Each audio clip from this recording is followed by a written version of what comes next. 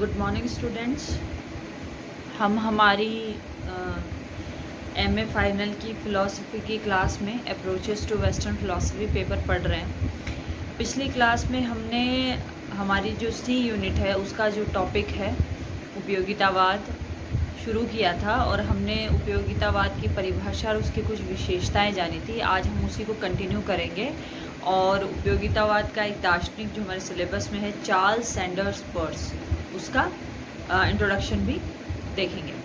तो सबसे पहले जहां हमने लास्ट उपयोगितावाद का परिचय पढ़ा था, उसको छोड़ा था, वहां से अगर हम कंटिन्यू करें तो हम ये कह सकते हैं कि उपयोगितावाद एक ऐसी दृष्टि है या एक ऐसा दर्शन है जो व्यवहारिकता को प्रधानता देता है या जो व्यवहारिकता को केंद्र में रखता है। उपयोगितावाद ये मानता है कि अगर आपके सामने दो विचार हैं जो और एक दूसरे को वो विचार काट रहे हैं या एक दूसरे के विरोधाभासी अगर वो विचार लग रहे हैं, तो उनमें से कौन सा विचार वास्तविक है, यथार्थ है, ये जानने का हमारे पास ये तरीका है कि उस विचार के होने से हमारी क्रियाओं में क्या असर होता है। अगर उन विचारों के में से एक के लागू होने से हमारी क्रिया में फ़र्क पड़ता है और दूसरे के होने से हमारी क्रिया में फ़र्क नहीं पड़ता है, तो जिसके कारण हमारे व्यवहार में फ़र्क पड़ रहा है वो ही हम ये कह सकते हैं कि विचार यथार्थ विचार है, दूसरा विचार यथार्थ विचार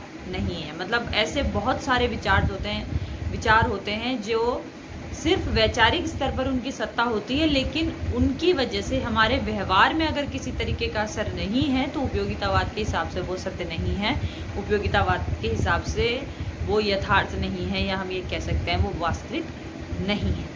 तो इससे उपयोगितावाद, जैसे मैंने पिछली क्लास में बताया था, कि वो प्रज्ञावाद का विपरीत दर्शन है, या वो प्रज्ञावाद के मैं ये कह सकती हूँ कि प्रतिक्रिया स्वरूप विकसित हुआ था।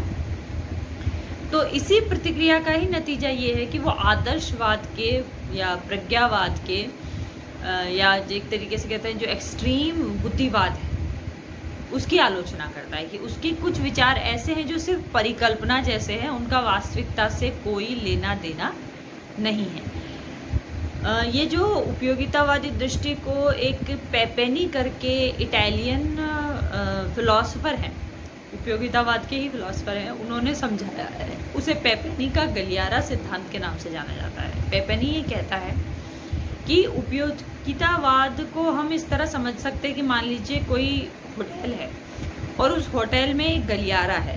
जैसे कभी आप लोग बड़े होटल में गए हो तो आपने देखा होगा कि एक गैलरी होती है और बहुत सारे रूम उस गैलरी में खुलते हैं, मतलब अगल बगल में कमरे होते हैं, वो एक गैलरी में खुलते हैं, ऐसी वो गैलरी होती है। तो वो कहते हैं उपयोगितावाद एक ऐसी ही गैलरी है या एक ऐसा ही गलियारा है जो अलग अलग कमरों के दरवाजे उस गलियारे में खुल रहे हैं। वो कोई कमरा बुद्धिवाद का हो सकता है, कोई कमरा अनुभववाद का हो सकता है, आदर्शवाद का हो सकता है, लेकिन उन कमरों तक जाने के लिए आपको उस गलियारे में से होकर गुजरना पड़ेगा। आप उस गलियारे में से होकर गुजरेंगे तभी उन कमरों तक पहुंच सकते हैं, सीधे कमरों तक नहीं पहुंच सकते। तो कहने का मतलब ये है जो हमारी वैचारिक स्थिति है, जो हमारा वैचारिक जीवन होता है, उसमें व्यवहारिकता का बहुत बड़ा रोल है। बल्कि हम ये कह सकते हैं कि उपयोगितावाद ये कहता है कि आपकी व्यवहारिकता या आपका व्यवहारिक जीवन आपके वैचारिक जीवन को यथार्थता प्रदान कर सकता है। आप 100 तरीके के विचार सोच सकते हैं,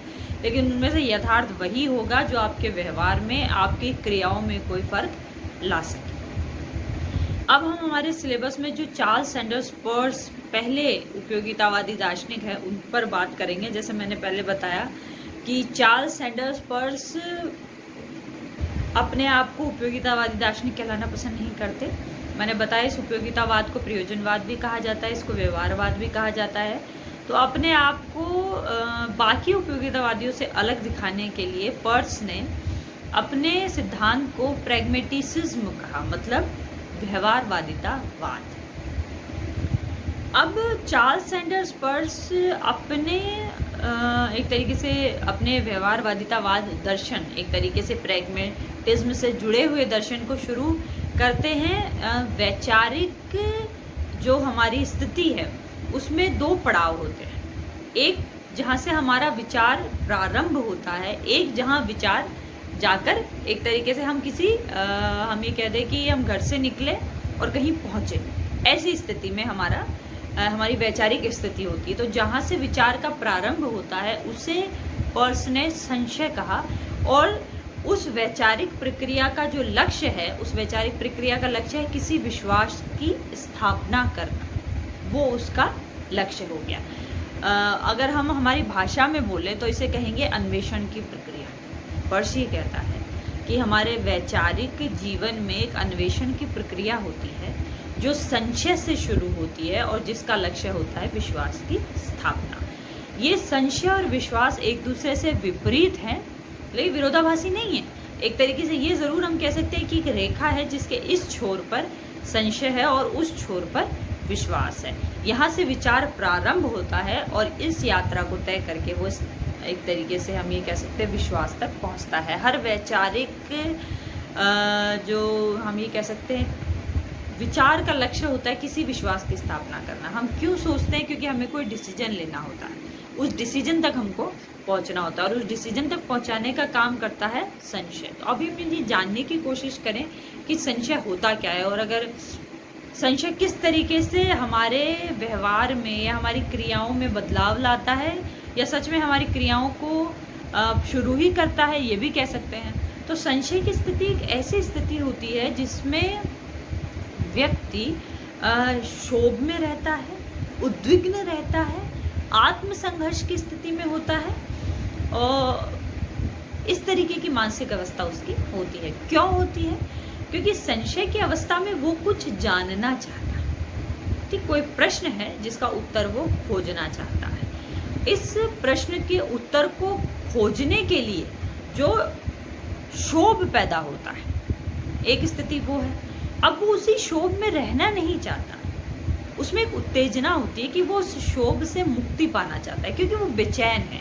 ये एक अशांति की अवस्था है, उसको शांति चाहिए, क्योंकि कोई प्रश्न उसके सामने आकर खड़ा हो गया है, कोई मसला है जिसको वो सुलझाना चाहता है। संशय ही हुआ, उसे किसी चीज़ के बारे में कोई डाउट हुआ, कुछ स्पष्ट नहीं था, उसे स्पष्ट वो करना चाह रहा था, या किसी निर्णय पर पहुंचना चाह रहा था, या एक तरीके से किसी विश्वास की स्थापना करना चाह रहा था, तो वो संशय में आया। अब संशय की अवस्था ऐसी अवस्था है जो व्यक्ति को बेचैन कर देती है, एक तरीके से उसे क्रियाशील होने में मदद करती है। वो संशय की अवस्था निष्क्रिय होने की अवस्था नहीं है, बल्कि संशय की अवस्था आपको और भी सक्रिय करती है, वैचारिक स्तर पर, व्यवहारिक स्तर पर। जब तक आप उस प्रश्न का हल नहीं ढूंढ लेते, उस समस्या का हल नहीं ढूंढ लेते, या उस कोई निर्णय नहीं ले लेते, कि मान लीजिए निर्णय नहीं ले पा रहे हैं, एक संशय की स्थिति में है, तो जब तक वो निर्णय नहीं ले पाएंगे तब तक हम एक तरीके से उस स्थिति में रहेंगे जहाँ उद्विग्नता होगी, जहाँ क्षोभ होगा, जहाँ अशांति होगी, जहाँ आत्मसंघर्ष होगा। मतलब हमारे ही भीतर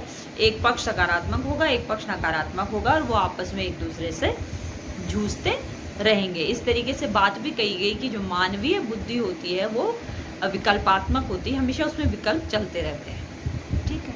अब विश्वास की स्थिति कैसी स्थिति होती है? विश्वास की स्थिति ऐसी होती है कि जब आपको शांति मिल जाती है, आप किसी डिसीजन पे पहुंच चुके होते हैं कि हाँ, ये निर्णय मैंने ले लिया, आपका कोई विश्वास स्थापित हो जाता है कि हाँ, अब मुझे ये करना है। तो विश्वास में ऐसी क्षमता है कि वो आपकी क्रियाओं को प्रेरित करेगा, क्योंकि आप डिसीजन ले चुके हो। तो अब उस डिसीजन को व्यवहार में लाने के लिए या उस काम को करने के लिए एक क्लियर विजन आपके पास है, स्पष्ट दिशा निर्देश आपके पास है। उन स्पष्ट दिशा निर्देशों पर चलकर आप उस काम को करेंगे। तो विश्वास की स्थिति संशय की स्थिति से ज़्यादा एक तरीके से हम कह सकते हैं संतोषजनक है, शांतिपूर्ण है, सुकून वाली है, और आपको एक क्लियर विजन दे देती है। जो व्यक्ति को एक विश्वास स्थापित हो जाता है, उसके बाद उसके मन में किसी तरीके का संशय नहीं रहता, वह संतुष्ट नहीं रहता, वो उस पथ पर चलने लग जाता है। जैसे बहुत सारे लोगों को भगवान में विश्वास होता है, तो चूंकि वो भगवान पे विश्वास कर चुके, इसलिए अपनी क्रियाओं के अधिकतर परिणामों को, कि ये जो भी रिजल्ट आया वो भगवान के जिम्मे कर दिया। नेगेटिव आया तो भगवान के जिम्मे, पॉजिटिव आया तो भगवान के जिम्मे कर दिया। इसी तरीके से भाग्य के जिम्मे वो चीज़ों को कर देते हैं। तो एक तरीके से उपयोगितावाद एक ऐसी दृष्टि है, अगर हम इसे उपयोगितावाद से जोड़ें, तो जो विचारों से ज़्यादा परिणामों पर जोर देती है, ठीक है, प्रयोजनों पर जोर देती है। और जब विश्वास की स्थापना हो जाती है पर्स के हिसाब से, तो व्यक्ति को एक रास्ता मिल जाता है, मतलब निश्चित है। अभी मैं घर से निकलूं तो ये तय मुझे कॉलेज आना है कि मुझे बाजार जाना है कि मुझे बैंक जाना है, इस संशय में रहूं तो मैं बड़ी बेचैन रहूं। और मेरे पास सारे काम है, कॉलेज का काम भी है, बैंक का काम भी है, बाजार का काम भी है, और मुझे वो सारे करने हैं।